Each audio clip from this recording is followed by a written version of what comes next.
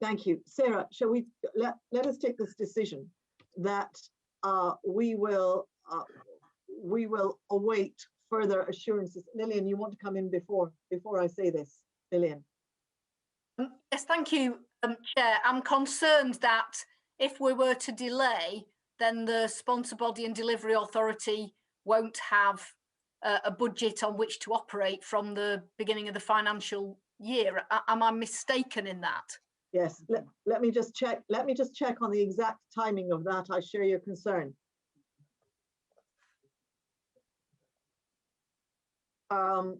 Well, we can consider that, but Sarah and David, do you think that you can provide us with more information in the very near future that will answer the points made by Lord McFall? Because that way it would be much neater if we could go forward with those reassurances.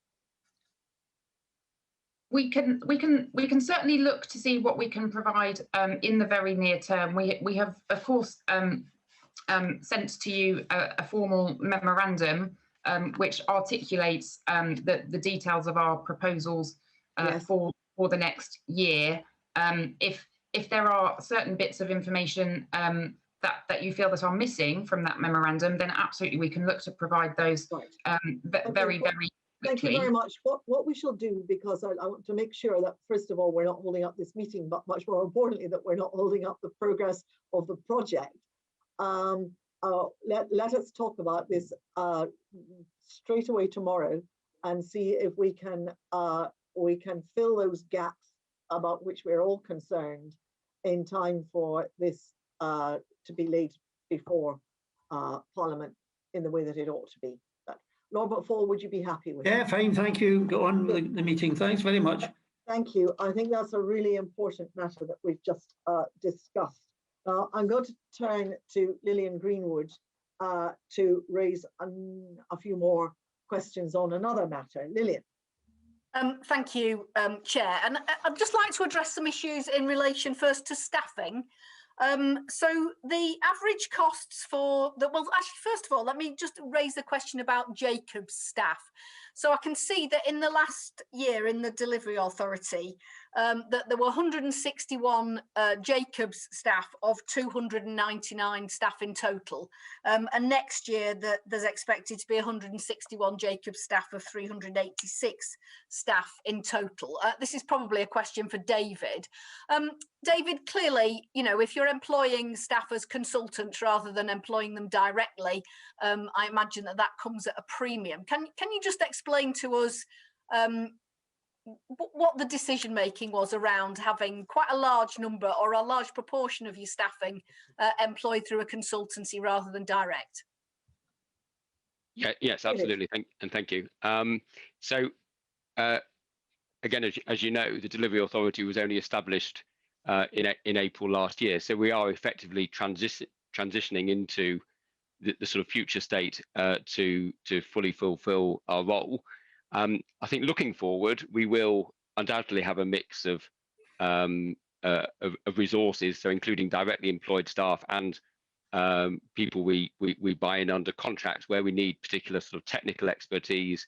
This is going to require a high level of sort of engineering and construction and logistics sort of planning expertise, and that is part of what we buy through this contract. Just in relation to Jacob specifically, in relation to the question, it's probably worth stressing that using the word consultancy, they're not a consultancy in the sort of general management consultancy sense. They are providing us with technical expertise, as I say, in areas such as engineering and construction. They will be managing a lot of the survey work for us, for example, looking at how we can use the river to help with a phased approach to delivery and other aspects of the really technical work. But our plan going forward, so in relation to the decision making, the decision to put Jacobs into the role and to procure that contract was taken by the House of Commons in 2017. So we, as the new delivery authority team, inherited the contract, and we've sort of taken it over once we became an established organisation last year. But our plan going forward, absolutely clearly, is to build the delivery authority as a capable, well-resourced organisation and to significantly reduce the amount of programme resource that's coming through external contracts, including Jacobs. So by the end of this financial year, we'll be over 50% of the total resource on the programme will be directly employed through the delivery authority. That will significantly reduce the cost, of resource across the programme. And I also should say, because that contract was let by the House about 4 years ago, it will be appropriate in time to recompete that contract, and to the extent we need the equivalent resource going forward, we will procure a new contract. So we will recompete that role, and that will again then obviously sort of set the rates at the market level as they are at the time. But we have taken a view it isn't appropriate to complete that contract now, because we would disrupt, if you like, all the work that's going on the detailed costed plans we need, to pull together a full business case. I actually think we'll get better value for money if we complete that contract once we've developed the detail for that plan and we know what, if you like, what the delivery role we need going forward is going to be. Are you satisfied that the contract that you've inherited is good value for money? How have you sought to benchmark that or check that it because obviously it was outside your control when it had already been awarded? So and again, no, it's a good appropriate question. Thank you. So yes, we have. We've looked at the rates that were. In effect, the contract enables us to buy off packages of work at set rates, and we've made sure those rates are still competitive in the market now, if you like, 3 or 4 years after it was originally competed, and we are satisfied they are. And in effect, the contract allows us to reset the rates each year as depending on what's happening in the wider market, of which those services are parts. So in effect, we continually rebase it to the trend in the market. So I think in terms of value for money, we know and can be confident it is giving us a fair market price. And one of the things we've I suppose adapted the contract a bit since the delivery authority was established is we've got a clear set of deliverables of what we need to deliver the plan we've got for the work over the period of phase 1, which are aligning Jacobs's deliverables too, so that they're absolutely tied in with what we need to achieve. So yes, I am happy the contract's delivering us good value now. That won't stop us recompeting it at the appropriate time, and it won't stop us building the delivery authority and reducing our reliance over time on Jacobs to the roles that are most appropriate and where we really need that expertise. Can I ask you? Thank you, Chair. Can I ask both yourself and Sarah about the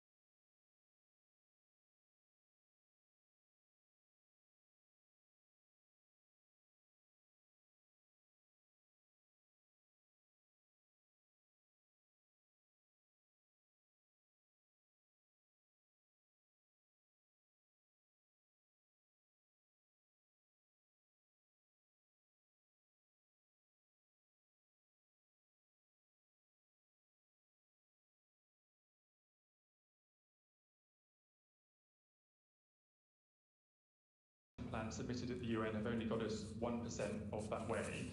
So will you be providing the COP unit with more resources to help countries improve their plans before they arrive at COP this November?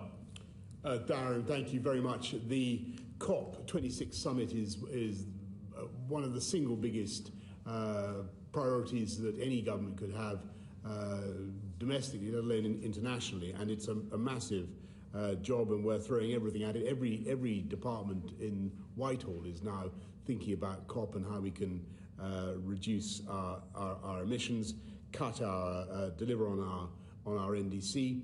The COP unit is the ALOC, the President and his team are well staffed at the moment, but clearly we will be looking to beef that up as we go forward through the year, and I hope that will be of some reassurance to you, because I agree with you that they need to be properly staffed. But so far, in terms of our international reach, you should know that after the UK became the first major country to go for a net zero target, so far, long before November, we have China, the United States, Japan, Germany, Brazil, Canada, France, Korea, Spain, Switzerland, Sweden, Kazakhstan, Austria, Chile, Ireland, Norway, Portugal, Denmark, Hungary, Finland, New Zealand, Costa Rica, Slovenia, Fiji, the Marshall Islands, and Andorra, are all committed to net zero targets, something that was thought to be completely, very wildly ambitious by the UK when we did it, but you're now seeing country after country across the world coming into line with global Britain. Thank you, Prime Minister. In the past few weeks, we've had the argument about the new coal mine in Cumbria. The Transport Secretary wants to make it cheaper to fly within the UK. The Green Homes grant has been cut by £1 billion, and presumably in cutting our aid budget, we're also cutting climate aid. Do you think other countries will listen to us when we ask them to be better on climate action? Yes, because the UK's, thanks very much, but the UK's, first of all, the UK's NDC, 68% reductions on 1990 levels is a huge commitment. People can see how big that is, how determined we are. But they also know that we have an incredible record of doing it. You know, the UK has already delivered very considerable cuts in CO2. Just in our, maybe in my political lifetime is longer than yours, but just in my political lifetime, we've done a colossal amount to decarbonise our country. I think when I was in 1970, when I was 6 years old, I doubt you were even born. We were I think 90% of our emissions of our energy came from coal. That's now down to much less than 1%. Thank you, Prime Minister. I'm afraid I'm limited on time, so we have to go back to the 1970s. I need to move on. It's been reported that you personally brokered the deal for the UK to spend £400 million buying the satellite company OneWeb, and that the Chancellor personally had to sign the cheque. Are both of those reported facts correct? Well, I certainly the government was involved at all levels in doing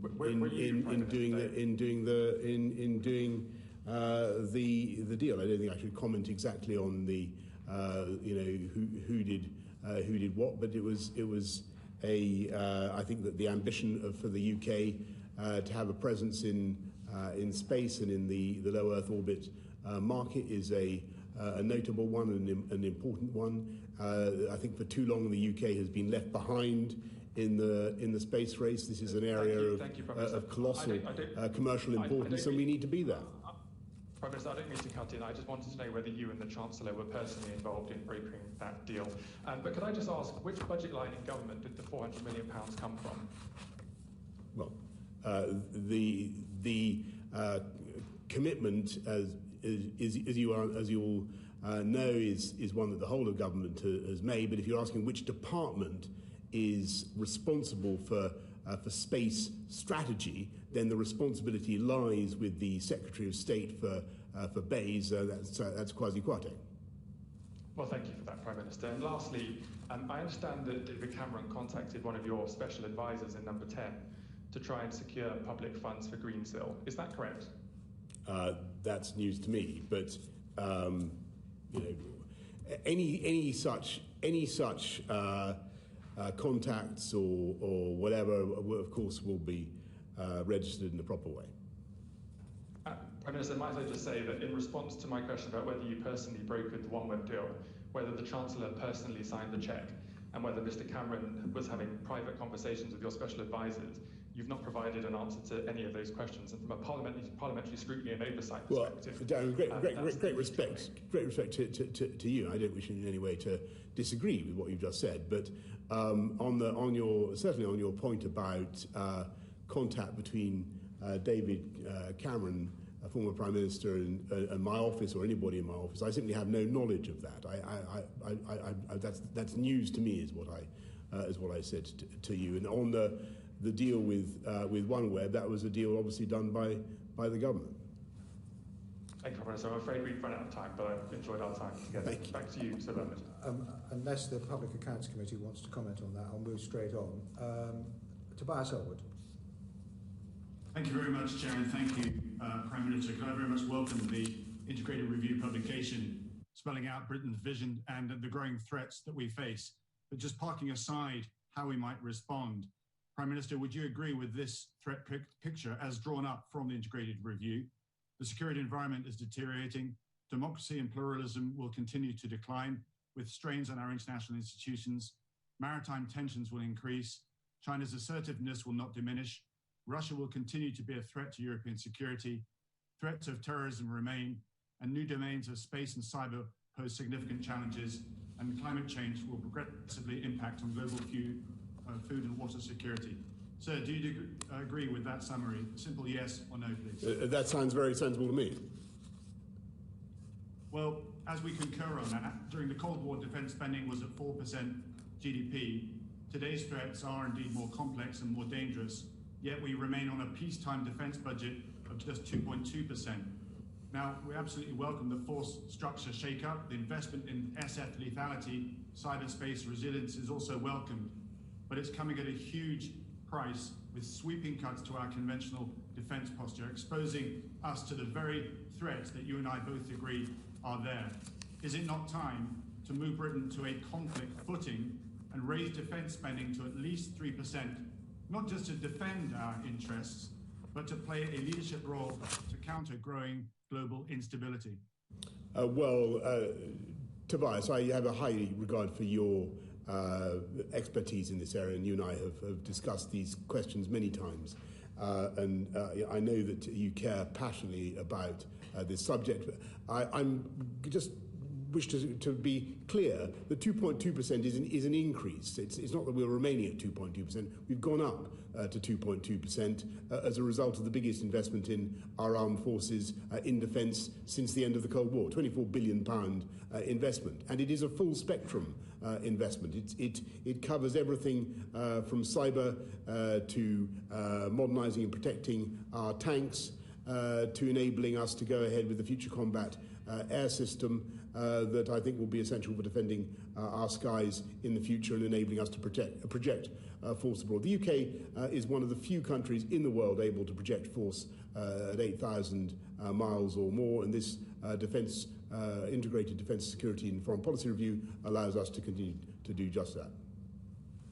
Thank you for that, but there are some concerns I have. The Ranger Brigade is very much welcome, but we're cutting our Marines to just 400. The Tempest you mentioned, also welcomed, but in order to pay for that in the future, we're having to cut back on the F-35s and indeed our Typhoons, and our Special Forces are going to lose their C-130 aircraft. I'd be very grateful if you could look at these details, but I am concerned of the wider picture that we're not gauging ourselves up for what's coming over the hill. It does feel a little bit like there's competition in our time, and we are in denial as to the scale of threats that we face. Could I move on to another subject, which is to do with the Office of Veterans Affairs? News today has come out that there will be a 40% cut in the support here, with a reduction of its budget from £5 million to £3 million. I know you're passionate about supporting our armed forces and the veterans as well. We've come a long way in providing that support. Could I ask you to revisit this decision? There's no decision. Thanks very much, Tobias. There's no decision that's been taken about the Office of Veterans Affairs, and the spending on veterans is, after all, not primarily through that office. Although Johnny Mercer and his team do an outstanding job, we spend up to £18 million through the NHS on specific mental health services that are targeted at veterans, £10 million to support veterans' mental health charities. We have national insurance rebates for those that obviously subsidised for those that hire veterans, as well as cut price transport or free transport for veterans on public transport, something that I remember actually pioneering when I was Mayor of London, and I'm very proud that we've taken that into government as well. Thank you. My final question is to deal with where we might be putting troops in at the most earliest occasion, and that is in Yemen. The ceasefire has been put forward by Saudi Arabia. A possible solution, political solution, could be secured. We are the UN Security Council penholder. You and I worked on this subject for some time. Would we be willing to provide troops if requested for a UN stabilization force? We have indeed worked on it, Tobias, and I remember some of your very creative plans that you suggested to me, for instance, for a mission to consolidate Hodeidah and other projects vividly that we discussed. And I know how much you care about the peace and the security of Yemen. We, of course, back the UN-led approach. It's been led by Martin Griffiths, as we both know. I do believe that's the best way forward. It's encouraging that there is a ceasefire now between the Saudi forces and the Houthis. We must hope that leads to serious political progress. I think that it was not realistic simply to say that the Houthis could not be negotiated with or talked to in any way. I don't think that was going to work. If you remember, that was a previous approach. I think we now do have an opportunity to go further. There has been no specific request or suggestion for UK engagement, but it's certainly something that we would be prepared to look at if the conditions were right. But I've got to stress before everybody on the committee pricks up their ears that Yemen, the conditions would really have to be very different from what they are now for us to go ahead with boots on the ground. Thank you, sir. Thank you, Prime Minister. Can I just interject one point? The decision in the integrated review to raise the cap on the number of warheads came as something of a surprise. Continuous at sea deterrence has always been a bipartisan policy based upon quite a broad consensus. Of course, there are dissenters, but it has been a bipartisan policy. What measures are the government going to take to build the same kind of consensus around this more controversial decision about raising the cap on the number of warheads? Thanks very much, Bernard. Sir Bernard, I think that you obviously personally have a great deal of expertise in this field, and you're absolutely right to raise it. But it's crucial to stress that the number in question that's in the integrated review is a ceiling. It's not a target. We remain as a government committed to the minimum credible deterrent, and it's very important for everybody to understand that as well. Well, I hope there will be open discussion as far as we can be open yes, across the party divide. Yes, and I think that it certainly ought to be possible on Privy Council terms for members of this committee to receive a briefing about the nature of the decisions. Thank you. Moving on now to Sarah Champion. Thank you, Chair. Prime Minister, on Monday you committed to spending £188 billion on defence over the coming 4 years, which is an increase of 14%. So I'm curious, how is there enough money in the public purse to increase defence spending, but not enough to maintain the UK's legal commitment to spend 0.7 of GNI on aid? Sarah, thank you. And you asked me the same sorts of questions last time quite properly, because I think you certainly care about this issue greatly, and so do I.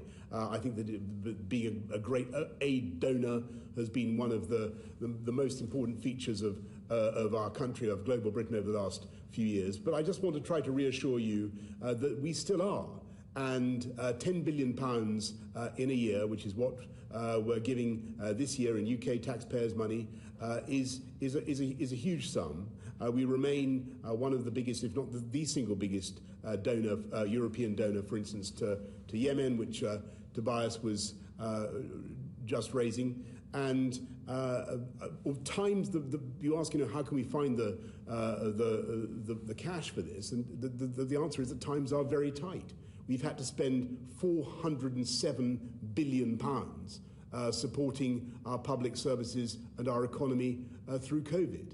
And I think people do understand that these are the exceptional circumstances that are foretold in the 2015 Act, and that it is reasonable for us to deviate from that Act under these extreme circumstances. Thank you, Prime Minister. In the integrated review, you argue that absolute poverty is set to be eliminated in Asia and Latin America by the 2030s, but by 2045, 85% of the poorest billion will live in Africa. You map out the projections of global population growth intersecting with climate change, poverty, conflict, instability, all being at their greatest in sub-Saharan Africa. So given this stark backdrop, why have you decided to so sharply cut development funding in Africa? Well, thanks, Sarah. We haven't. We're still one of the biggest aid donors in Africa, in the world, and we will continue to be so. We contribute, for instance, to look at the immediate concerns of the planet and of the African continent. We're one of the biggest donors to COVAX. I think we've given £548 million to the Global Vaccine Alliance. I think 1.6 billion to Gavi, and much of that funding goes to distributing vaccines to the poorest and neediest, particularly on the African continent. Thank you.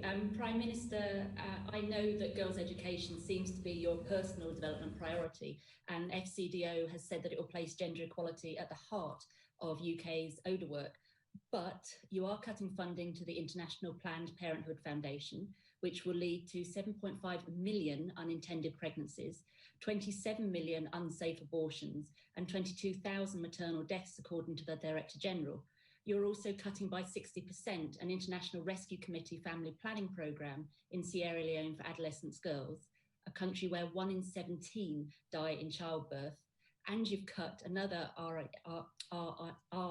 IRC project in Lebanon that would have provided vital gender-based violence and child protection services to 107,000 women and girls. And these are just the examples that we know of. How does that feel, Prime Minister, when your ambition and the reality are so starkly apart? I don't want to, it's like no Prime Minister, nobody who cares about any of these issues could conceivably want to make these changes and these cuts now. I'm simply asking you and people watching to understand the particular difficulties that we face right now, our determination to get back to 0.7 when the fiscal position allows. But I think people will also understand our earnestness and our seriousness. I want to see another 40 million girls into education by 2025. That ambition is still there. We have the funding for that. We think we can do that. Our campaign is for 12 years although you've mentioned some things that we sadly can't do, there are plenty of things that we're going to continue to do. And our campaign is for 12 years of quality education for every girl in the world. And together with Uhuru Kenyatta later this year, we'll be leading the Girls' Education Summit to try to promote that cause. And it's something we're spending a great deal of money on it, but it's also about talking the issue up. Hello, Prime Minister. Does that mean that you're therefore ring-fencing all of the money around girls' education and preventing violence against women and girls? it's a priority of the government, and the programme will continue to the best of our abilities. And our target remains unchanged. So we want another 40 million girls around the world to receive a quality education by 2025. So 40 million that wouldn't otherwise, without British intervention, get that education they need. Thank you, Prime Minister. And finally, my committee is grateful for the support that you gave to keep us. But sadly, your officials appear less pleased, as they're making it extremely difficult for Philip Barton to appear before us on the 13th of April to discuss the changes in the aid budget. So can I ask for you to intervene and make him come in front of us, please? I have intervened. I have intervened. Philip Barton will appear, but I don't think he was, to be absolutely clear, Philip is a wonderful man. I don't believe he would have been remotely reluctant to come, but he's coming. Well, thank you for that, because he's the accounting officer, I understand, for the very large aid budget. Can I just raise a point about the science component of the aid budget? You've got a letter from Greg Clark. You may not have this in your briefing, because the letter only went yesterday. But it points out that the government's announced that the base ODA allocation to UK research and innovation has reduced significantly as part of the cuts in the budget, because we're now taking Horizon out of the science budget. Can you address that too? That it's not in our intention to have a dip in science funding, but just because we've signed up to the Horizon programme. The Horizon programme was always Horizon, Bernard, as you know, is a wonderful pan-European project that is extremely costly, and the way it operates at the moment is that the UK spends a lot up front and doesn't get much back for a while, and so we're looking at that, but in the context of a huge increase in investment in science, in R&D generally. I don't think there's never been anything like it under any previous government. Another £24 billion. The particular concern is the dip in funding creates discontinuity in existing funding programmes, which would be most unfortunate. I'm aware of that, and I've discussed it with the Chancellor, with Patrick Vallance and others, and we want to make sure that scientists don't have that discontinuity that you talk about. I'm most grateful. Angus Brendan McNeill on trade, please. Thank you very much. This section, as we know, is the UK's place in the world, and just specifically on the UK's place in the world with a trade link and a topical link, Prime Minister. This weekend the clocks go forward to British summertime, and many people, of course, will be looking forward to the less dark evenings.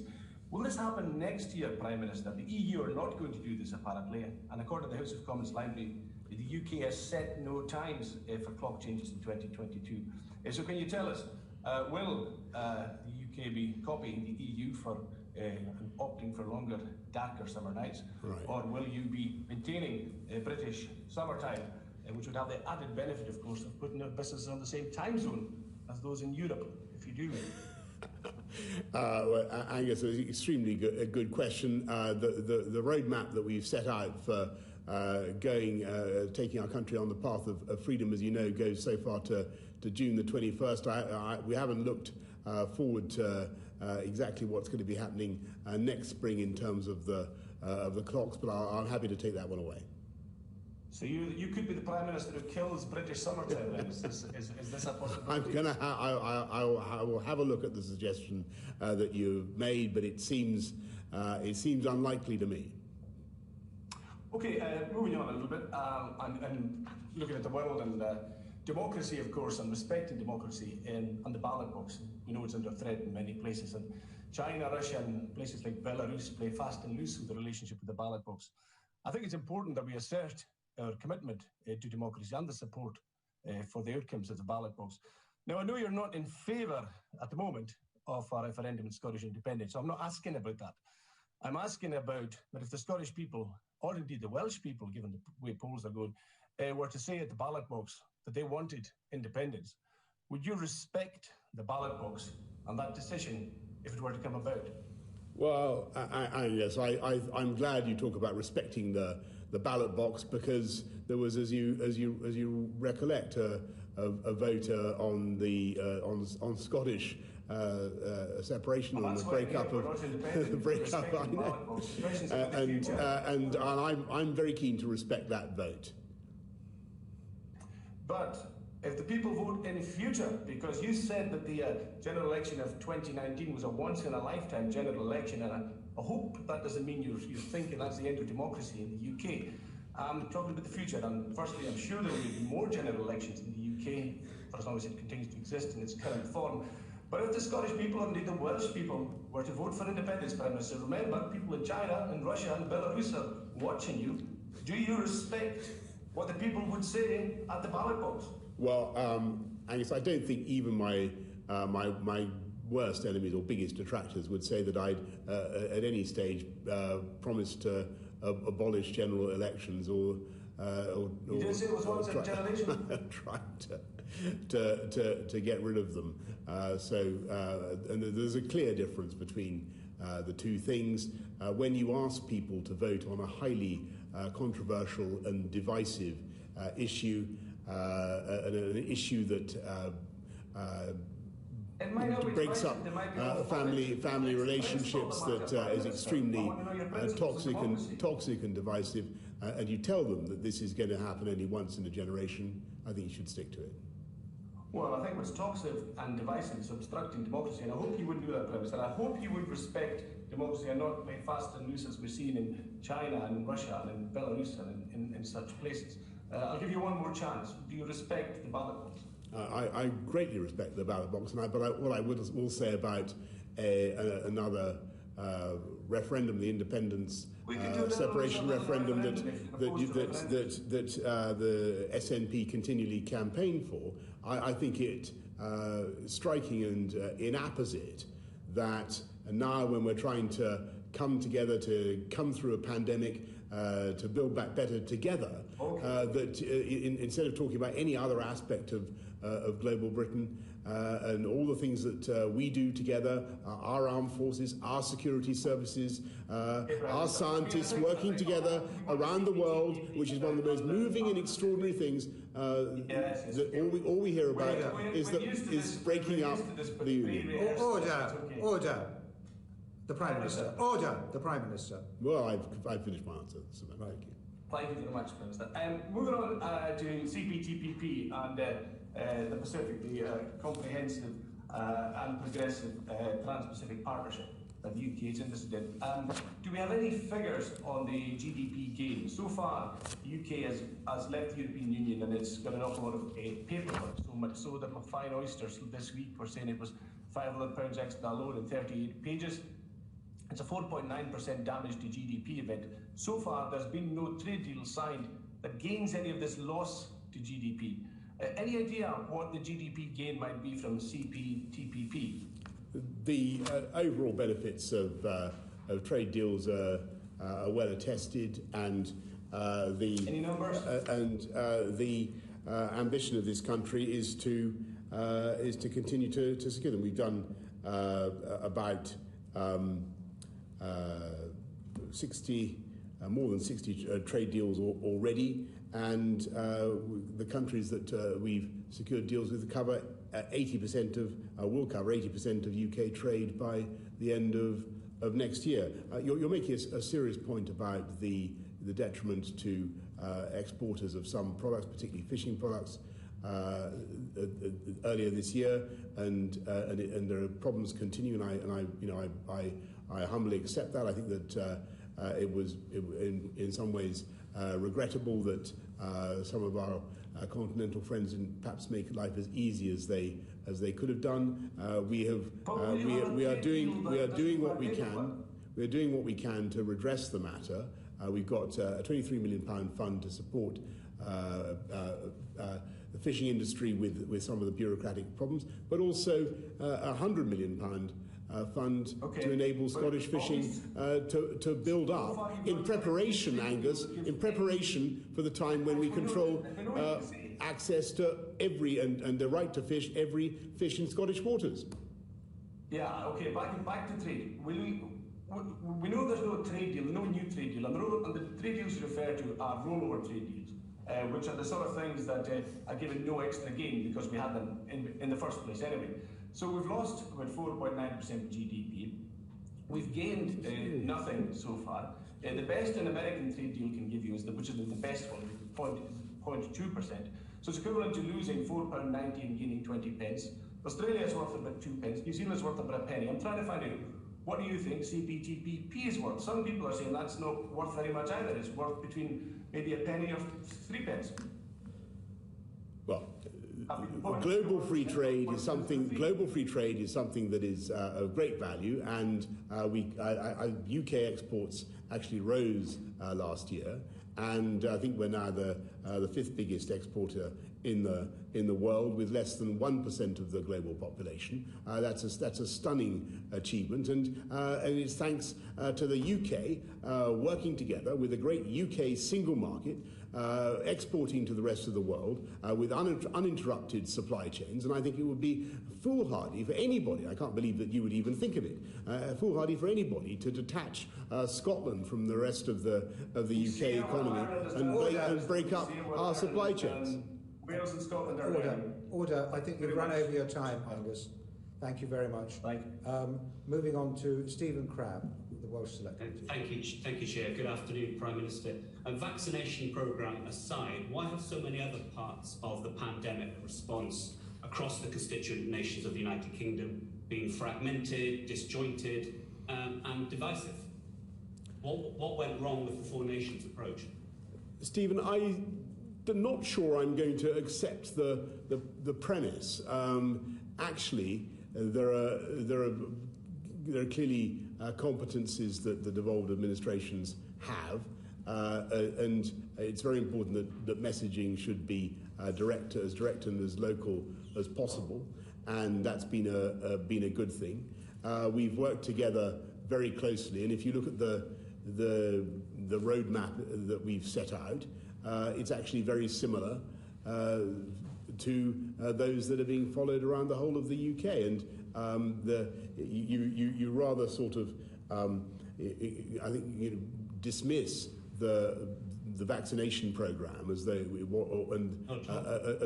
it didn't show the benefits of the union, but plainly it has, and it's been incredible to go around the country. And Angus would concede, Scottish scientists in Livingston, or Scottish postgrads in Glasgow and university doing the testing that we depend upon to isolate the genomic sequence of the bug throughout the whole of the UK. British Army people distributing vaccines across the whole country. It's been an amazing union effort. Mr. Crabb. Yeah, thank you. The point about the vaccination programme, it was based on central government decision-making, particularly around procurement, rather than leaving it to 4 separate administrations to make up their own schemes and make up their own rules around this. Can I ask you, Prime Minister, do you think it was a mistake 12 months ago not to deploy central civil contingencies measures to be able to lead a genuine UK-wide response? There are some people who argue that. I think there will be a time will come where we can look back and evaluate the way the messaging worked and the impact of the way we did it, and lots of people, and that will be one of the things I know that we'll be looking at in the inquiry. One of the things we're trying to do now, Stephen, with the new UK Health Security Agencies, is not to take away powers from the devolved administrations, but to make sure that we concert our energies and our thinking more closely together. Mr. Grant. Thank you, Prime Minister. Prime Minister, you've previously spoken about the good cooperation you felt that's happened with the devolved administrations.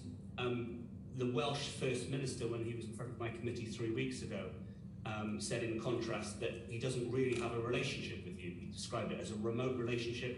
He complained that you don't talk to him. So what do you think, Prime Minister, should be the appropriate amount of time that a UK Prime Minister invests in building and maintaining, sustaining relationships with the First Ministers of the devolved administrations?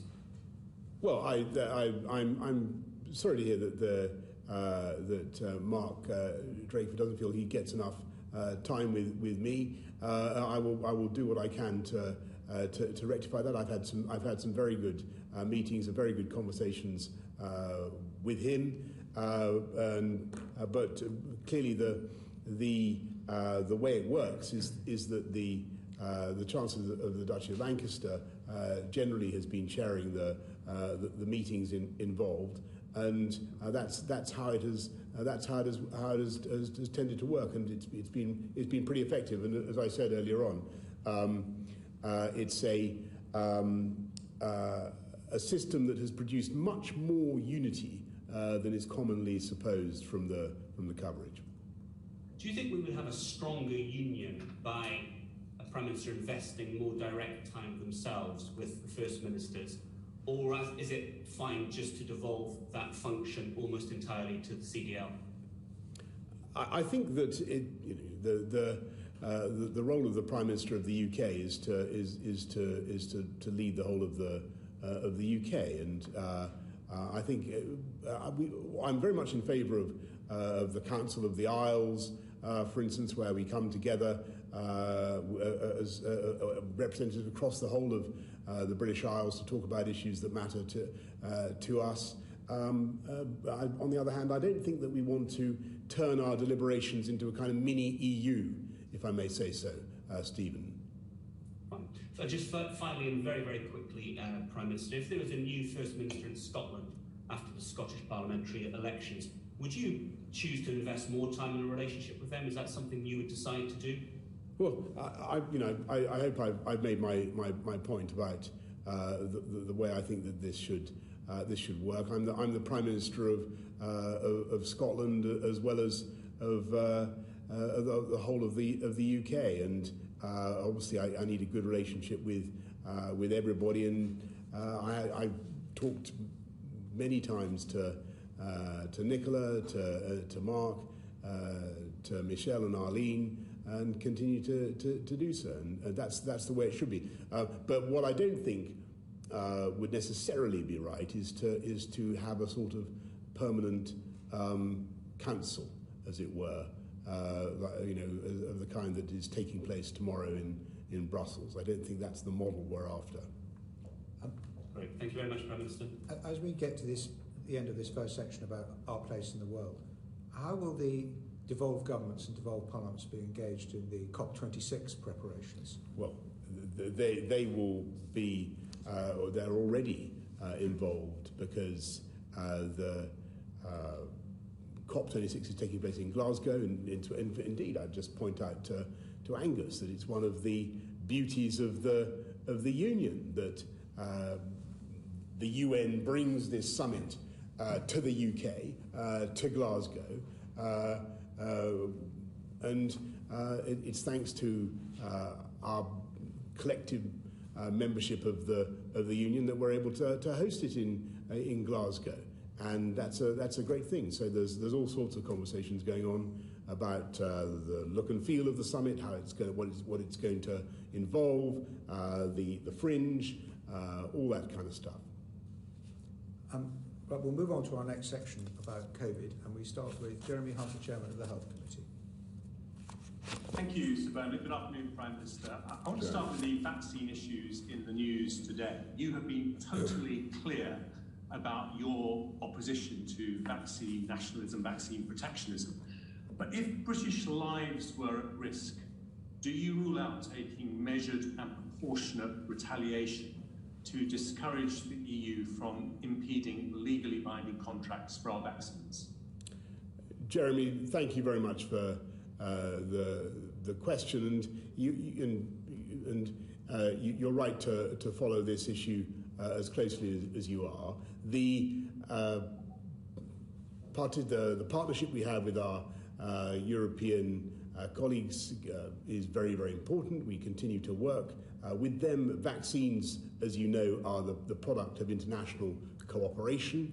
I don't think that blockades of either vaccines or of medicines, of ingredients for vaccines are sensible, and I think that the long-term damage done by blockades can be very considerable. I would just I would just gently point out to anybody considering a blockade or an interruption of supply chains that companies may look at such actions and draw conclusions about whether or not it is sensible to make future investments in countries where arbitrary blockades are imposed. But what's clear is that although you wish our European friends well, you're not taking anything off the table in terms of a British response to decisions this week. Our priority is to continue the vaccine rollout, to vaccinate the British people. We'll do everything necessary that we can to ensure that happens. We are on course to vaccinate groups 1 to 9, JCVI groups 1 to 9, by April the 15th. Everybody over 50, and I don't know whether you've had one yet, Jeremy. I had my jab. You've had it. Yes. You're much younger. There you go. Yes. I still got the virus, but 3 days afterwards, so the immunity hadn't set in. You've got the virus 3 days after the jab. Yeah, very bad luck it was. But I'm very sorry to hear I'm that. very pleased. The jab probably made the symptoms much less. I want to move on, if I may, because one thing that's become very clear in the pandemic has been the vulnerability of the social care sector, where, as we know, 29,000 lives were lost in care homes. Now, we've had 12 white papers, green papers, consultations, but you did something different in your very first speech as Prime Minister. You said you would fix the crisis in social care once and for all with a clear plan and make sure every older person was treated with dignity and respect. Do those words still stand? They do, and you'll have heard them many times, Jeremy, you and I, since we stood on about 58 platforms together and recited a virtually identical script on that point. Good. Well, we do agree on that. But the serious answer to before you go on, Prime Minister, I'm so sorry. It's just that the time is short. But sure. The reason I ask it is because last week the NHS got £6.6 billion for COVID costs, but there was no mention of social care in the budget at all. And I just wonder if you can understand the frustration of 1.6 million people in the sector who feel they're always treated as the poor relation. Yeah. And I just wonder, will you be the first Prime Minister to say that social care will always be treated as equally important as the NHS?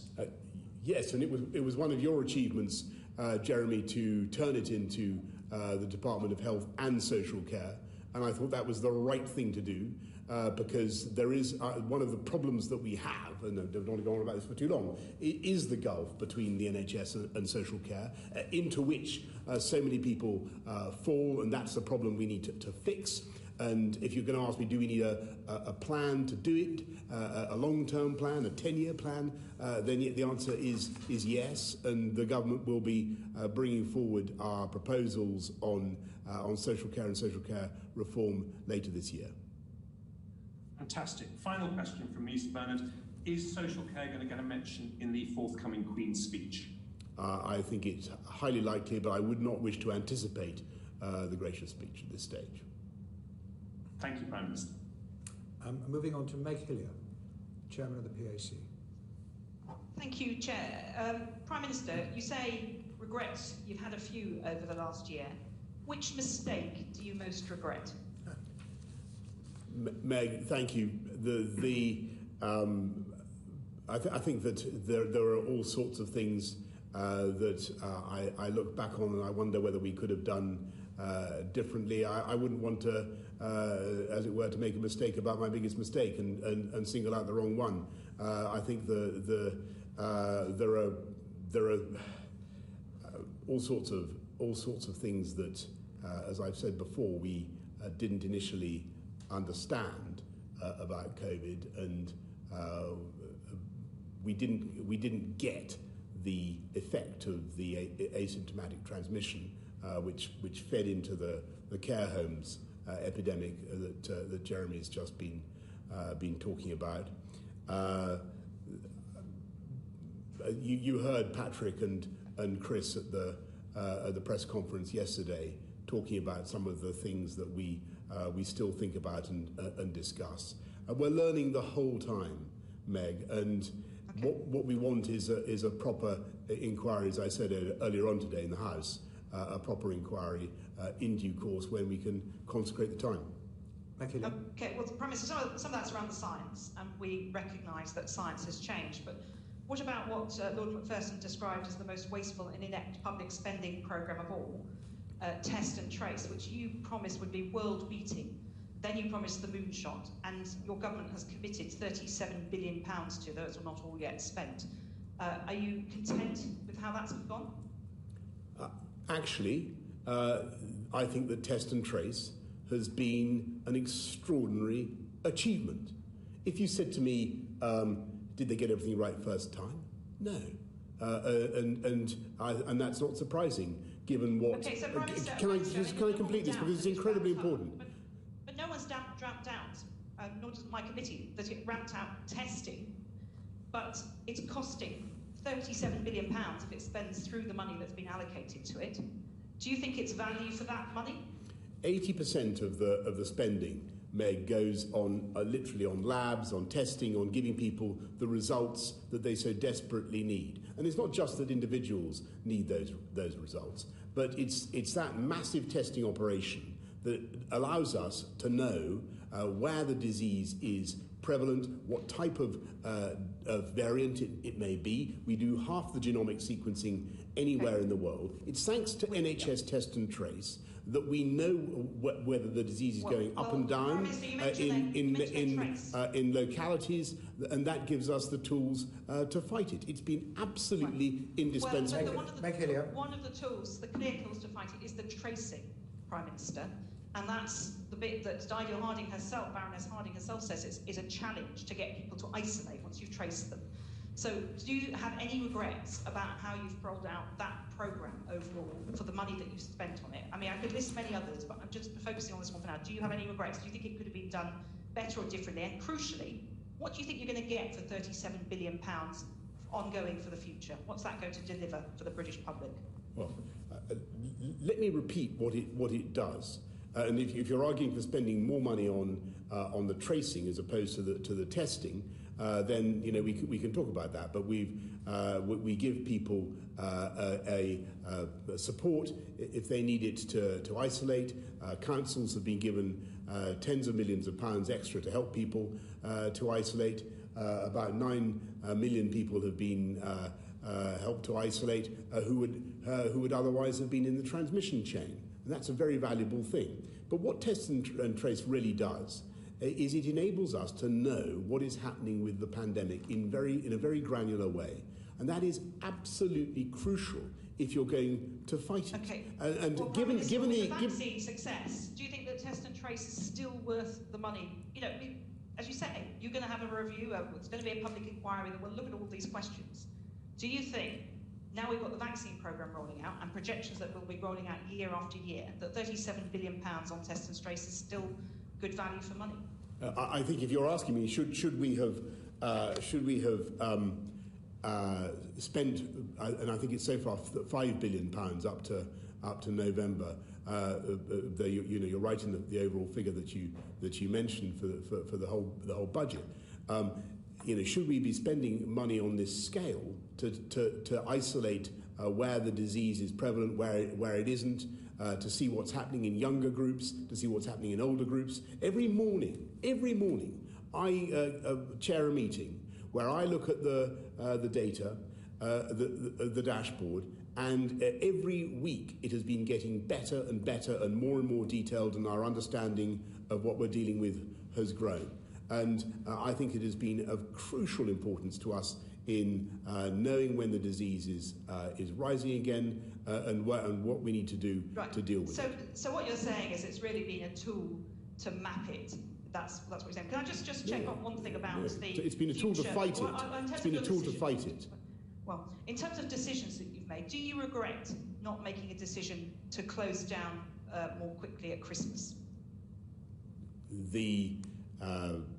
That decision was made entirely in the light of what we discovered about the new variant. And you'll remember, which again was made possible thanks to the understanding of what was happening, was made possible thanks to Test and Trace. And it was because we were able to see the B117 variant, the so-called Kent variant or English variant, moving so fast that the scientists were able to make their determination about the increased velocity of transmission. And so that's why we made that decision. Was that test and trace, or wasn't that specialist scientists who had to track down the epidemiological trend for that variant? I think that was it's both, because you can't do one without the other.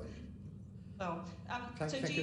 Very last question. Do you have any regrets, Prime Minister, about your decision at Christmas, which saw London railway stations and others crowded, people crowding onto a crowded train, spreading virus? Of course, I regret all the disruption to people's lives, the loss of education, the effects of lockdown, the loss of business, the loss of earnings. Nobody in my position could conceivably had to take the decisions that I've taken and not regret it. Of course I do. But I think it was the right thing to do in the light of the evidence that we had.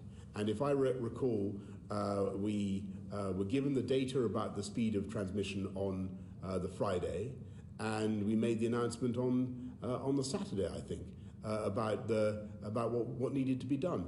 And yes, it was tough, but it was. I think it was the right thing to do. Can I just say, I've taken a close interest in the difficulties at Test and Trace, and I very much welcome the remarks you made admitting that it would have been better if they had organised alongside local government and involved local government much more intensively earlier. So what is being learned from that? Because as prevalence falls, the isolation of the individual cases to suppress the virus becomes much more important and much more possible because there are far fewer cases. What has been learned from that period that is going to be implemented going forward? Well, I think if you talk to Dido, and as I'm sure your committee has, and you listen to the people she's been working with, she's had local government leaders with her from the beginning, and I've been talking to them as well from the beginning.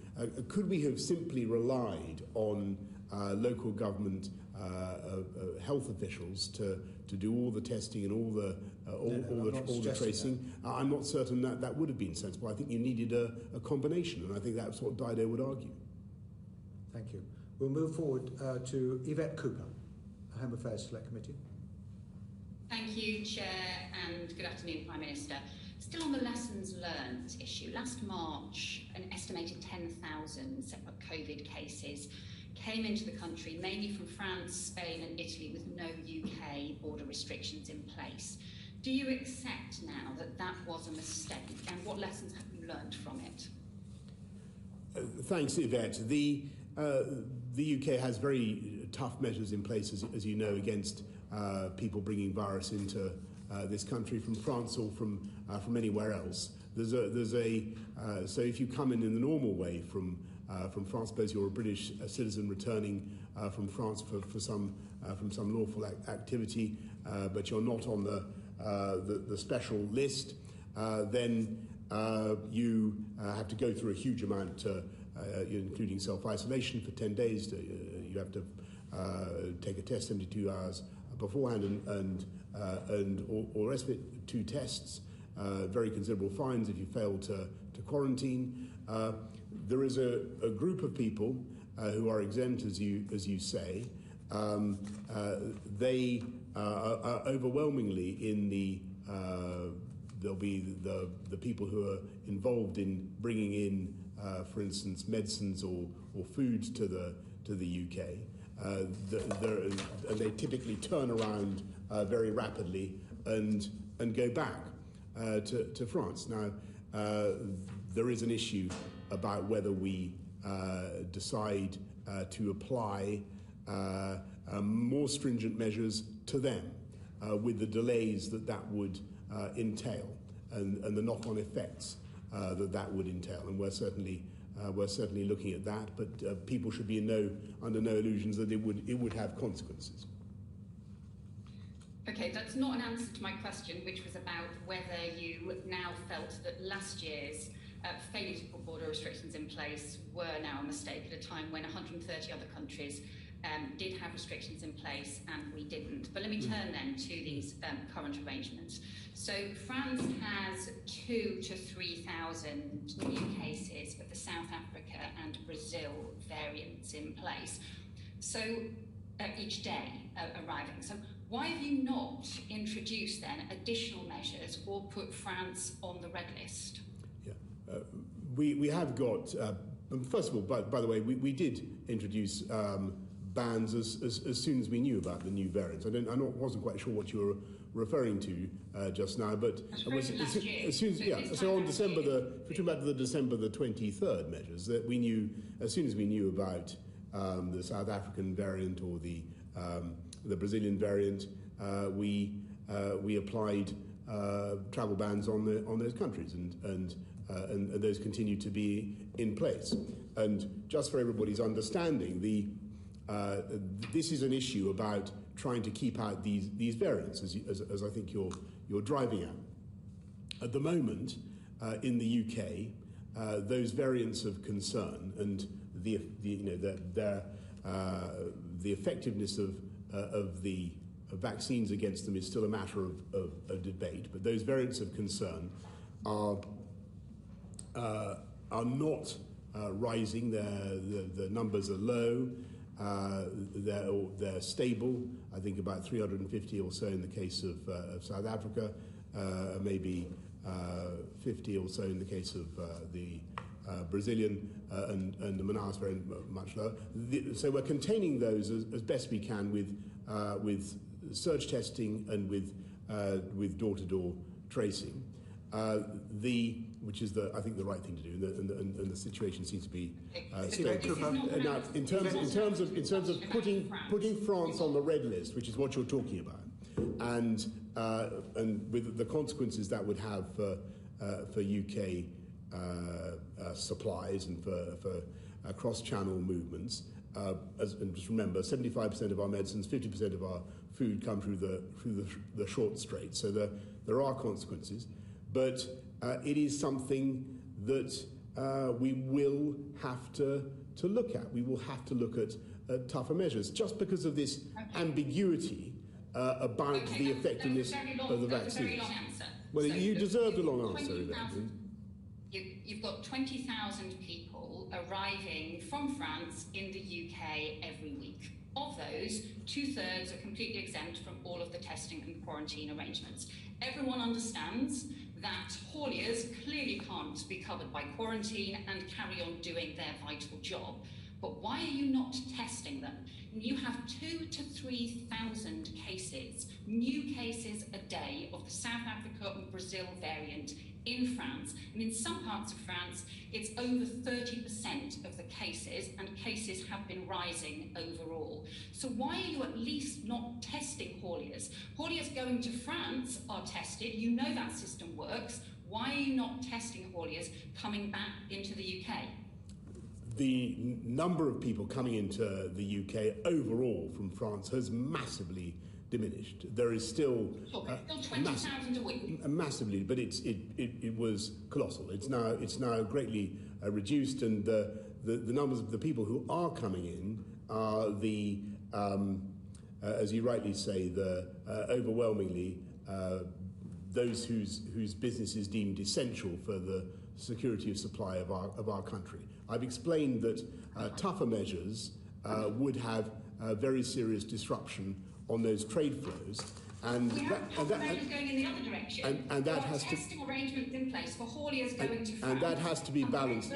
And that has to be balanced. Coming back the other direction. That has to be balanced against the current ambiguity about the effectiveness of the vaccines on the variants. Now, I agree with you, Yvette. I agree with you that this is an issue of concern. It wasn't until quite recently that the situation was the other way around, and we had a situation in France where things seemed more under control, and in the UK we had more of the virus prevalent. I think we now, in all seriousness, need to look at the situation at the Channel. I'm afraid we can't rule out tougher measures, and we will put them in if necessary. And yes, If it's necessary to bring in testing, then we will do so. But I think you should understand the balance between doing that, the disruption it would entail, and the risk that we're trying to address. If you give long answers, Prime Minister, it just takes longer. Yvette's going to have another question. Sorry. There's a series of top scientists and medics have now warned that the biggest threat to our vaccine programme and to our ability to come out of lockdown and to keep the roadmap on track is the potential arrival of new variants, particularly from South Africa and Brazil. Now, we knew about the rising numbers of cases in the middle of February. The problem is this is just one delay after another. Every time, when I asked you about Brazil last time you came before the committee, there were then still long delays in terms of getting the type of measures in place. There were long delays right back at the beginning. And you said just this week, previous experience has taught us that when a wave hits our friends in Europe, I'm afraid it washes up on our shores as well. But that's because we had no border restrictions in place. Shouldn't that previous experience have taught us that what we need is effective border arrangements to stop cases spreading? Okay, Prime Minister. All right, Yvette, thank you. Advised you that you need to bring in restrictions and testing on hauliers coming from France. Thank you, Yvette. No, that isn't. Actually, that isn't true. But thank you for giving me the opportunity to clarify that, Yvette. There is a balance to be struck, and what we don't know is the exact state of the efficacy of the vaccines against the new variants, and we have to balance that against the very serious disruption that is entailed by curtailing cross-channel trade. This country depends very largely for the food in our shops, for the medicines that we need, on that trade flowing smoothly. Now, we will take a decision, no matter how tough, to interrupt that trade and to interrupt those flows if we think that it is necessary to protect public health and to stop new variants coming in. And it may be that we have to do that very soon. But I would ask the committee just to think about the logical position. When you are in a state of unknowing about the potential of any possible variant around the world from coming into the country, on Yvette's logic, you would put the whole of the world into a red list and stop movement of flowing freely of any kind for a very long time. And I'm not certain that is something that the UK economy, the UK public would understand and accept, because you're doing something to prohibit movements or to stop movements when you don't actually know the risk that you're trying to mitigate. What we need to see is a clearer understanding. New Zealand, Australia, you need to see a clearer understanding, of the risk. Thank you, Yvette. Prime Minister, have you finished? Because we're going to go on to data now. Those countries, with great respect, don't depend on other countries for 75% of their medicines and 50% of their food. And you know, I hope that's a point that. We're going to go on to the data now, because you said it's data, not dates. William Ragg, Chairman of the Public Administration and Constitutional Affairs Committee, which is responsible for the government's data operation. You need to unmute, William. Sir Bernard, and good afternoon, Prime Minister. It's good to have you with us. Tomorrow you'll ask for the extension of the Coronavirus Act for 6 months, which goes past the 21st of June, step 4 of the roadmap. Why? Thank you very much. Well, there are a number of reasons why we want to maintain. I mean, obviously, the roadmap provisions, the restrictions, the lockdowns, all that ends. So people shouldn't be confused between the two things. But what we do need to do is to continue to be able to deal with the backlogs that we've built up, and to be able to, for instance, to use remote hearings for courts to clear the backlog in the courts, to make sure that people who return to the colours in the NHS who are volunteering can continue to practice and to serve, and there are various powers we need to ensure that education can continue to run smoothly. So those are the reasons why there are powers and differences that will persist beyond the end of the roadmap on June the 21st. But be in no doubt that after June the 21st, all the restrictions that we have, we hope, will be gone. And though remember that these are not before dates. That's their status. Mr. Rowe. Okay, thank you for that. There's a number of provisions within the Act that the government haven't used. So, Minister, can you give an undertaking that those provisions will be dropped? There's no point extending those that you haven't used to date.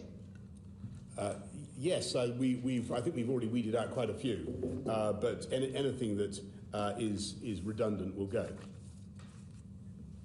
Thank you. Coming on to SAGE and indeed other advisory groups, at the weekend a member of a government advisory body said that there wasn't going to be any international travel this summer. That no doubt cheered the nation immensely. Is that the policy of the government? Who SAGE said that, did they? Sorry, forgive me, Will.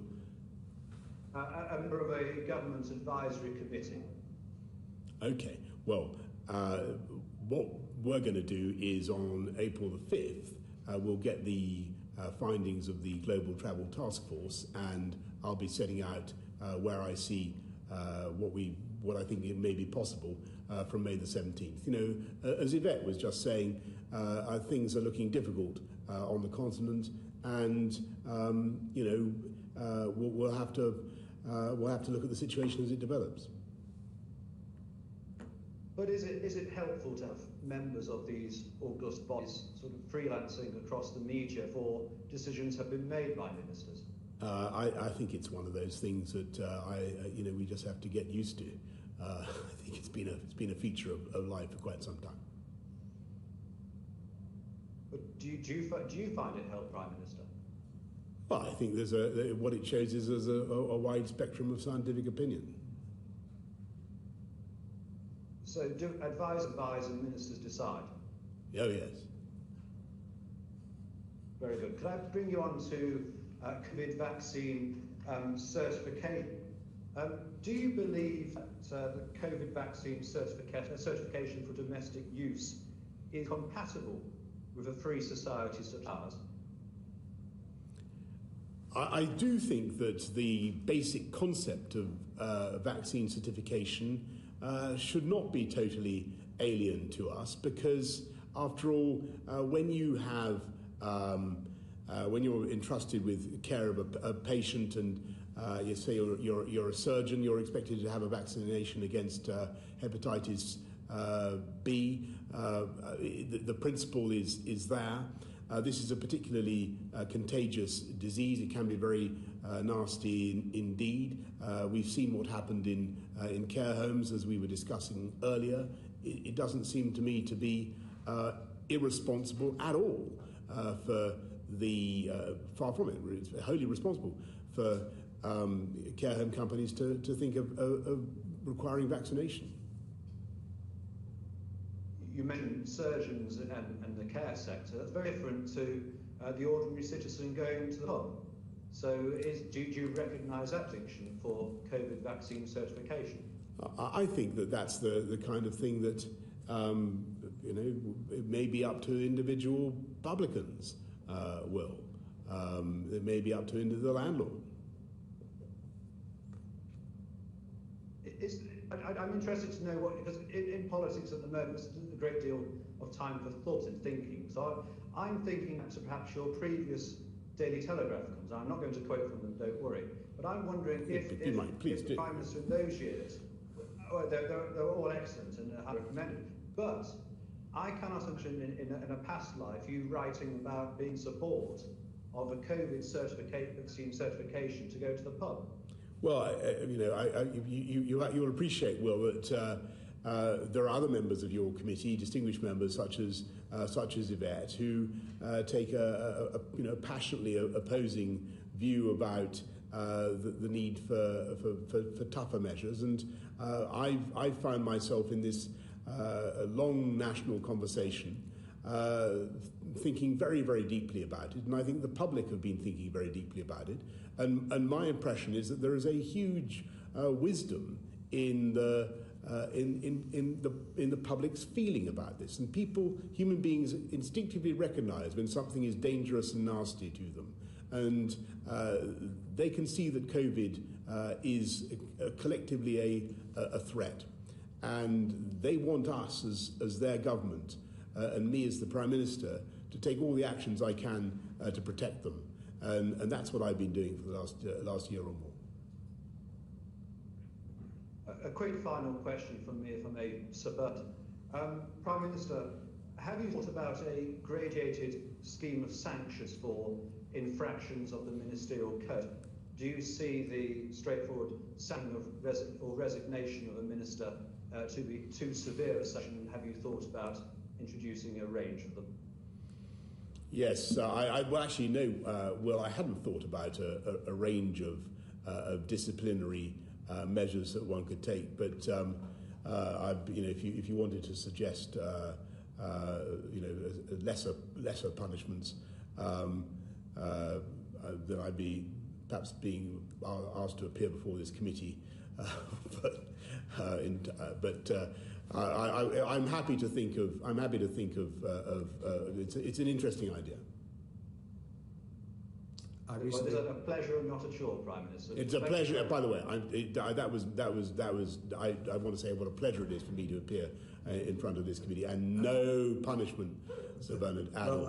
No, pure unalloyed pleasure, at least on my part. I recently gave evidence to the Committee on Standards of Public Life about the code, and I will send you my evidence. Would you? That'd be most kind. Thank you. But this idea of having a less absolute binary decision for a Prime Minister receiving advice from the independent advisor does seem to me give the opportunity for the Prime Minister to sort things out and rectify matters, rather than just to get a resignation and then have the Minister back 18 months later as though nothing had happened, which seems to be a rather unsatisfactory way of system learning. And can we just move on now to the economy?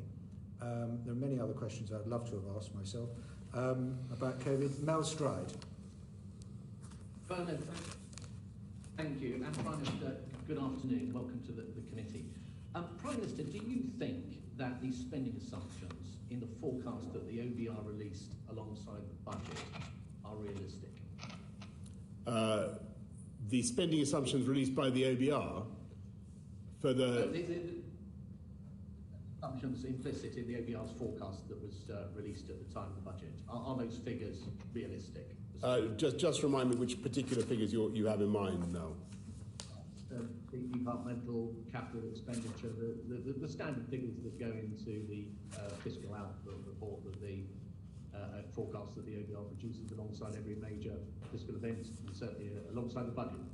I certainly think that the OBR is right to think that the public finances are under very considerable pressure as a result of COVID, and if you mean the 407 billion expenditure that the pandemic has necessitated, then I was discussing that last night with the Chancellor, and certainly agree with that. But no, I'm really referring to the forecast, which, as you know, forecasts out for the next 5 years. There are assumptions made as to what the government will be spending in each one of those. And I'm just asking whether. Yes, I think thanks. Sorry, Mel. On that point, I think what the OBR has been suggesting is that I mean, obviously there's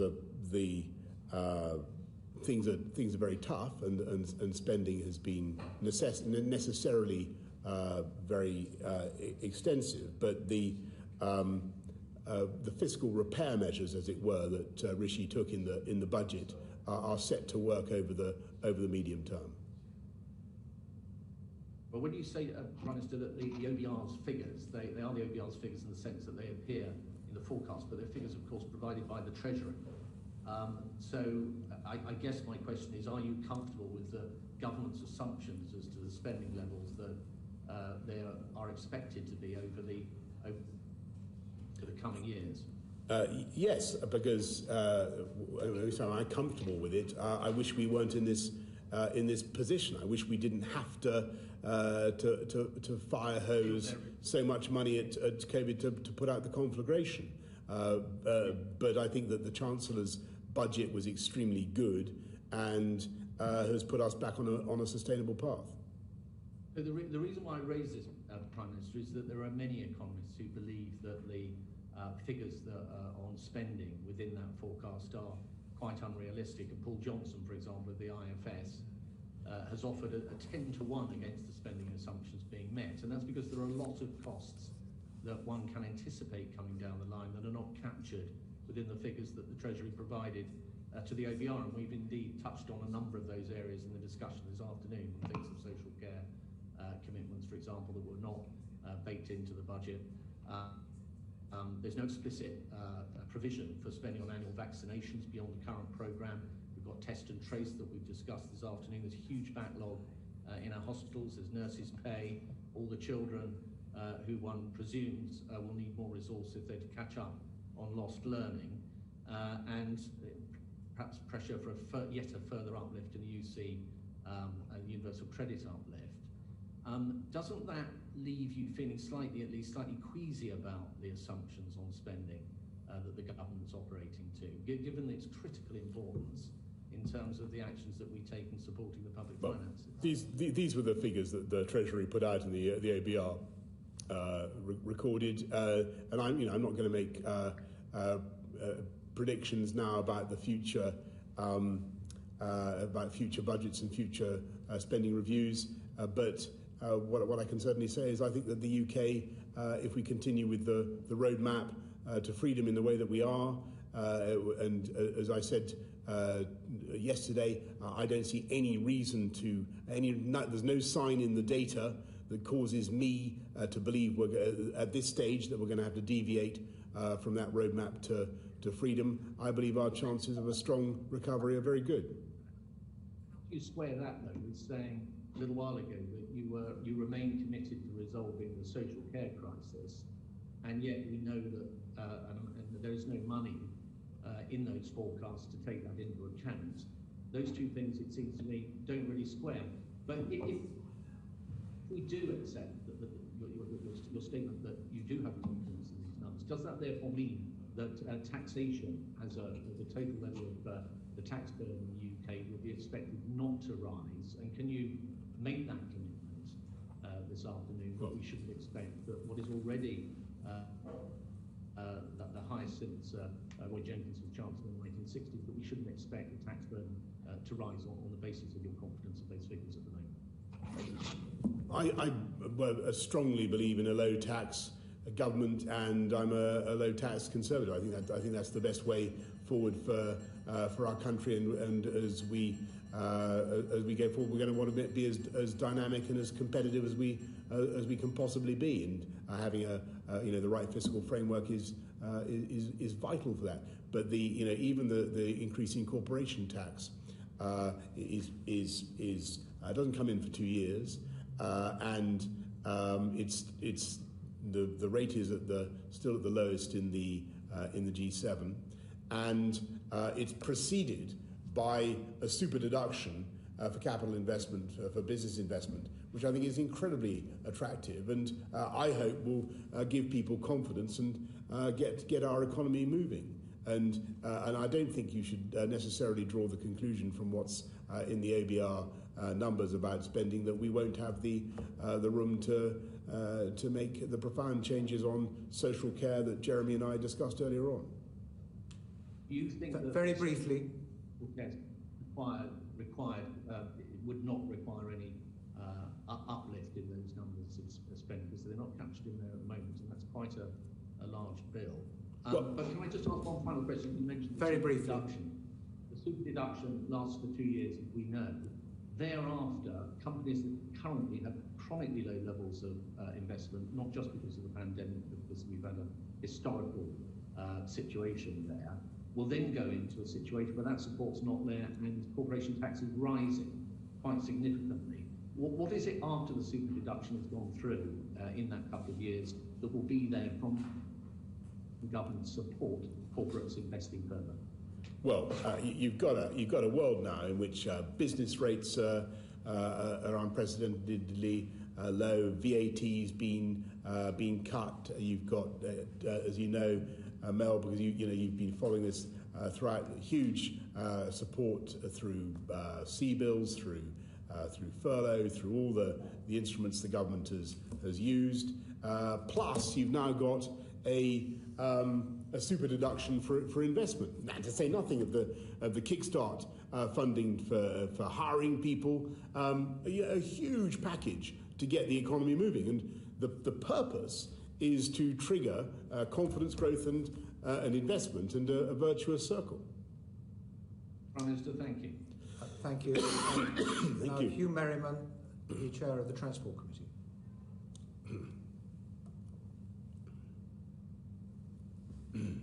We can't hear Hugh Merriman. Hugh, you need to unmute.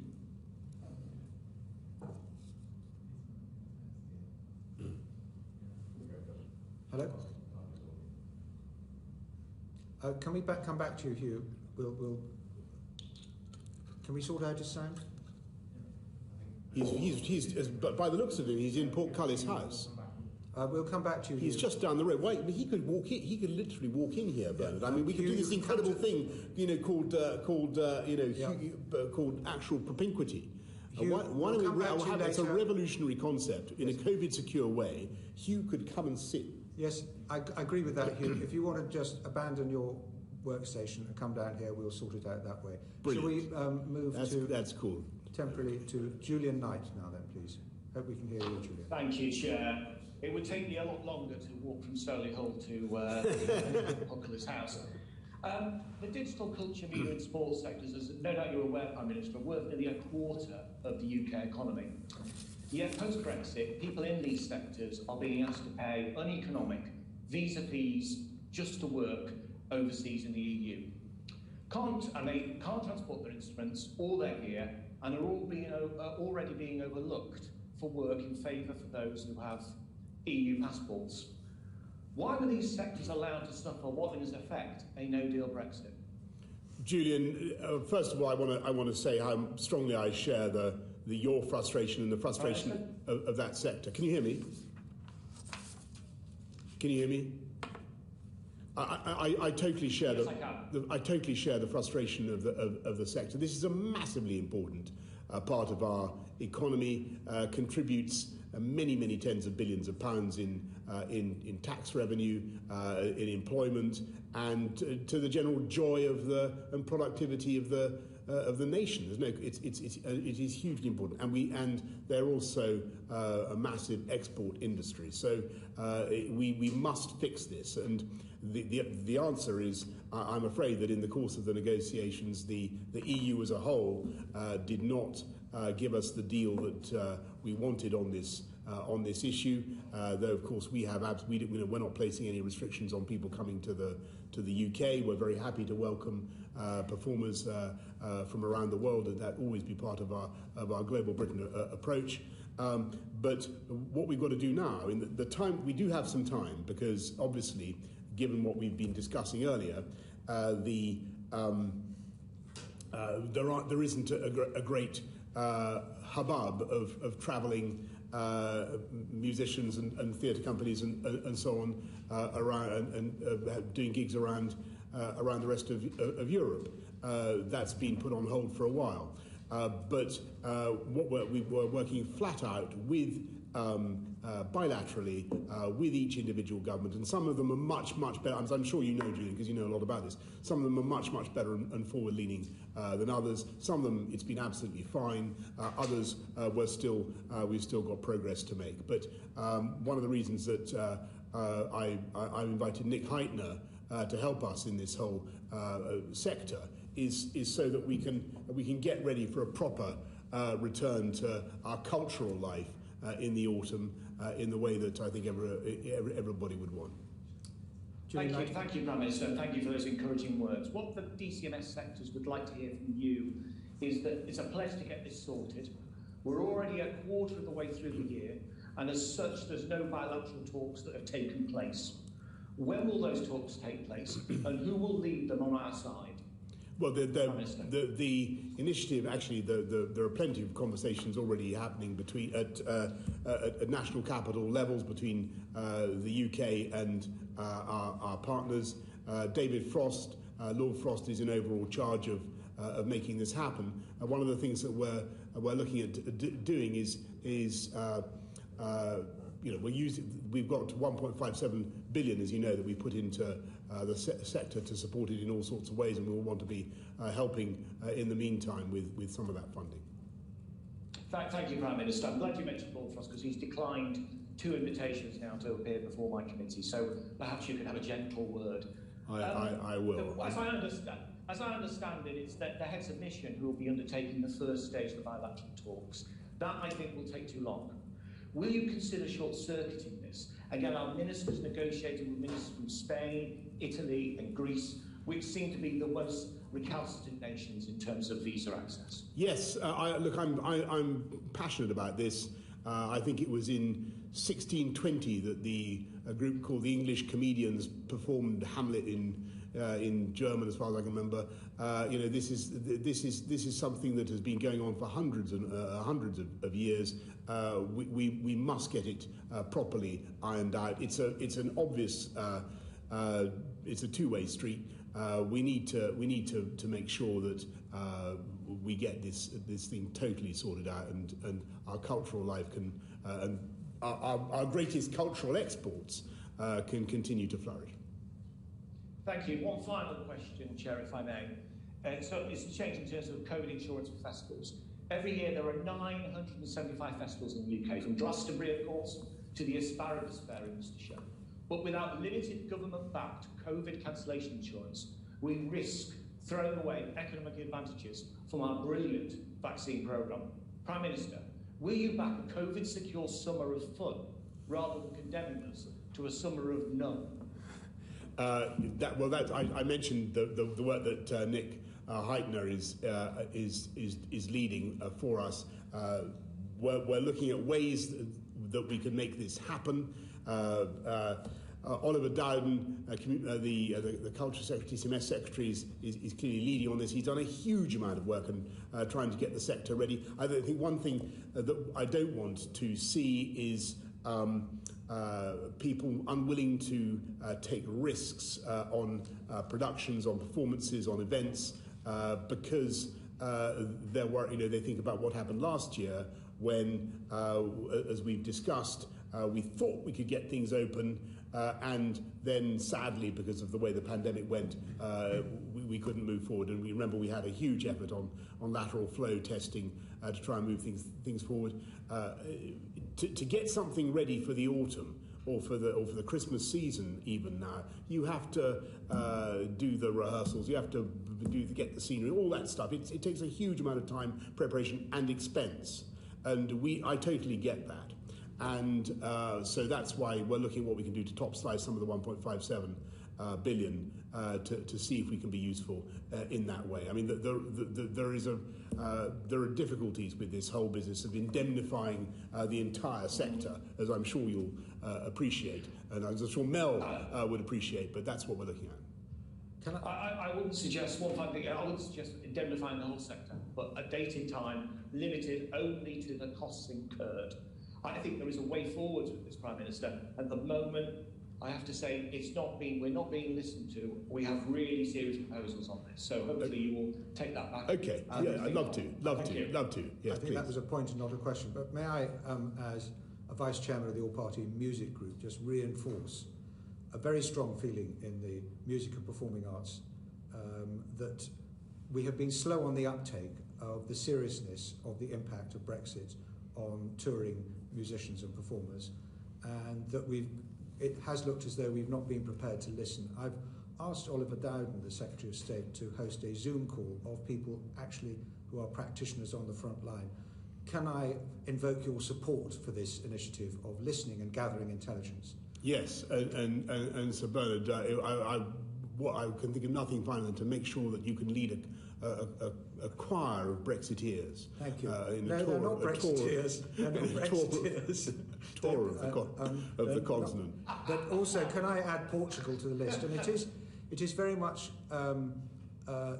many of the issues are very much confined to certain countries of concern, and it's not due to any malevolence of those countries. No. It is the bedding down of new procedures and practices which are unfamiliar to the officials in those countries. That's entirely so right. Can I ask you to not only advise Lord Frost to attend the DCMS Select Committee to address these matters, but also that there should be a Foreign Office Minister yes, who is going to take the fight through the embassies into campaigns in the individual countries. But it needs to be addressed country by country, otherwise we will make very, very slow progress. It does. This is one of those opportunities for strong bilateral engagement. Thank you very much, Prime Minister, for those assurances. And we'll now go to Hugh Merriman, who's been allowed to join us in person for his questions about transport. Well, Chairman, thank you. Prime Minister, thank you for unlocking me and inviting me down to the room. Technology broke down. I want to ask about international travel. Yes. You've said to this committee and indeed yesterday to the public that on the 5th of April you will have more to say. Is the 5th of April the day when the Global Travel Task Force framework will be known to the public? That's right. And with that regard, are we likely to see a framework that just sets out the criteria, or will it be known which country goes into which criteria by the 5th of April? I think, Hugh, with great respect, you're probably going to wait till the 5th of April to see the details. The hope is that we can get people moving again by May the 17th, by step 3, in the way that I've set out on the roadmap. We'll just have to see where we get to and where other countries get to, and what the data is telling us. Okay, but it's great news because it's a week earlier than we thought the task force would publish. So can I perhaps push you? Does that mean there might be a week earlier where people can be able to start flying and travelling again? We're sticking to the roadmap. Okay, so I can't push you earlier than the 17th No, of May. and the reason for that, I mean, I just said, I'm not sure the committee knows this backwards, but the reason for that is the simple epidemiological reason that a 5-week interval is a sensible one. It gives you a chance to assess the impact of the previous changes. It'll be 5 weeks on since the April the 12th opening of non-essential retail. We need to couple with the impact of schools and everything else, and we'll need to see what that's done.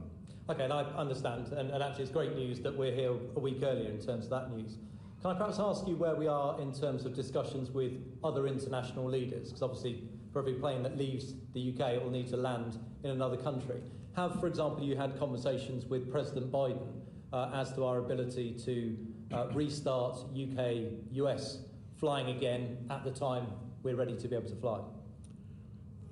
Well, discussing the whole time with, and I know that Grant is discussing the whole time, the Transport Secretary, with colleagues around the world when we can get things moving. But all of us are looking at the pandemic and when it's sensible to do so.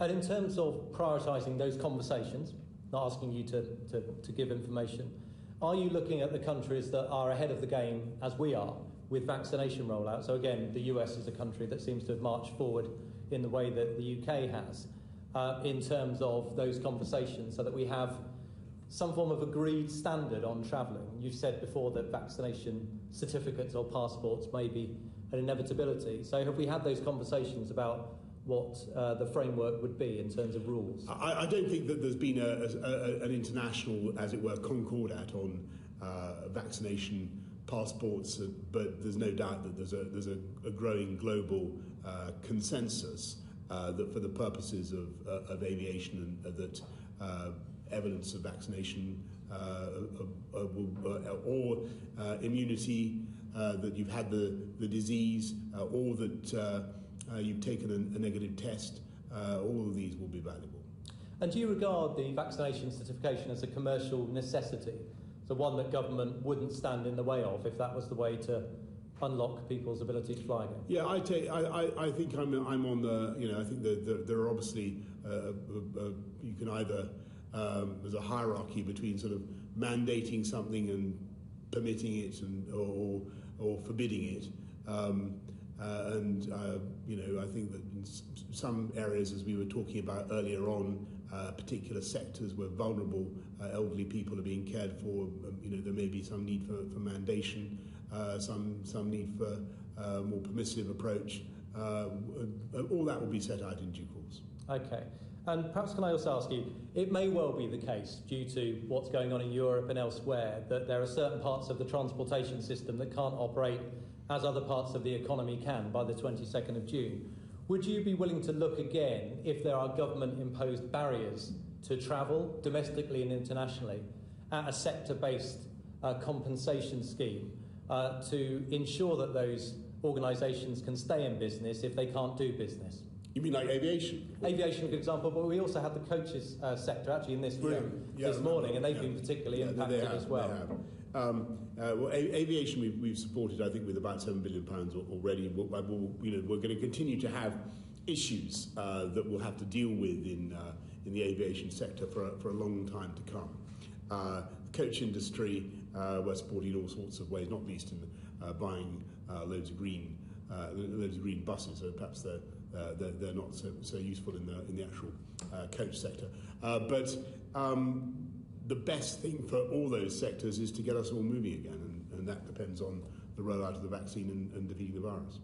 Thank you. And one last question, if I may, Chair. It always seems to be the case now that the use of going abroad on holiday is a dirty word, which is absolute tragedy, given you yourself are a great internationalist, and that we've always ruled the waves in terms of our exploring abroad. How do we get this market opened up again, and how do we also get people to look beyond these shores?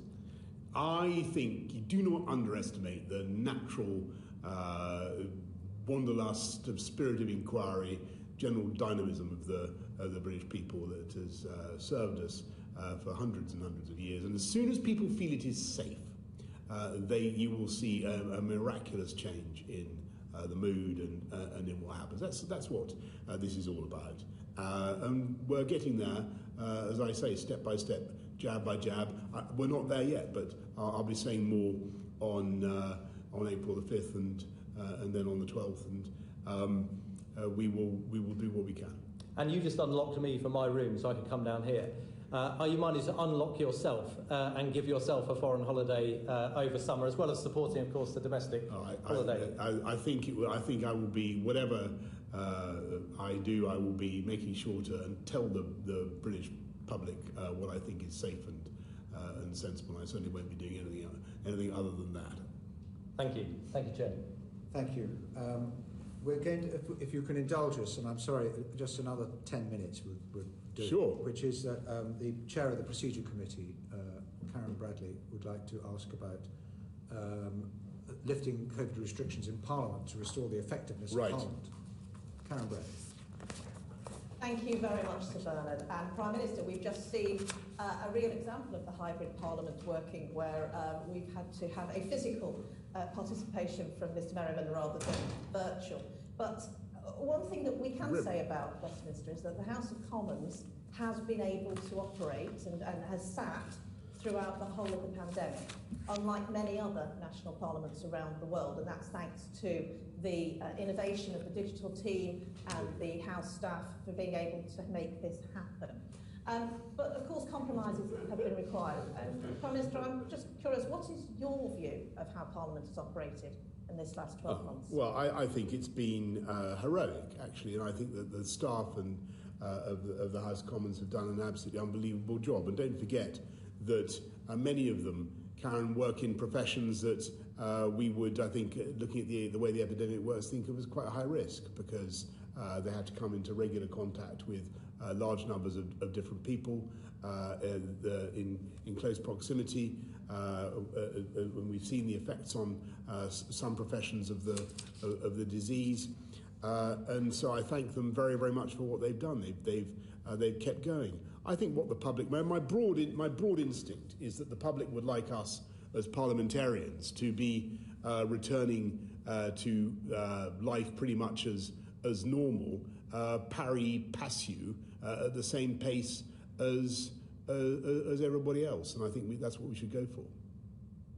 Can I join you in thanking the staff of the Commons? And I think, you know, we know we've lost some very special members of staff over the last 12 months, and we should all remember that and the work that they do.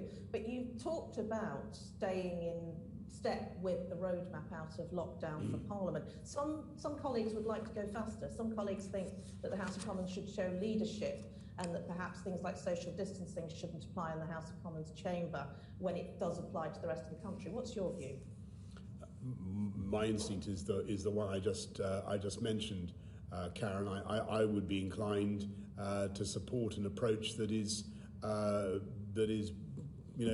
adopted everywhere. The House of Commons should be like any other part of the UK. We should be meeting and mingling when it's safe to do so, when the science says that's okay.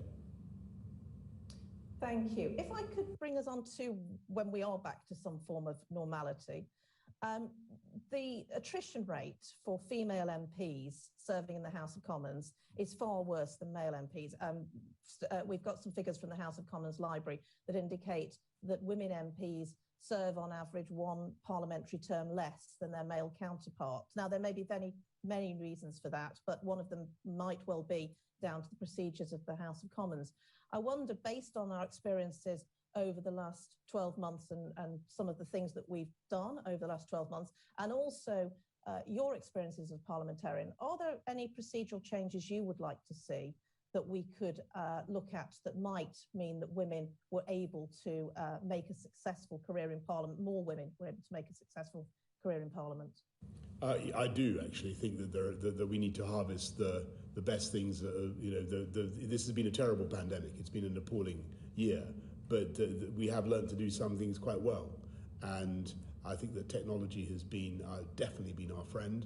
And this is something that the government doesn't dictate at all. This is for the Commons. This is for MPs, for the Speaker to work out how to do it. But where there are improvements that can be made, particularly family-friendly improvements, then I'd be on for that.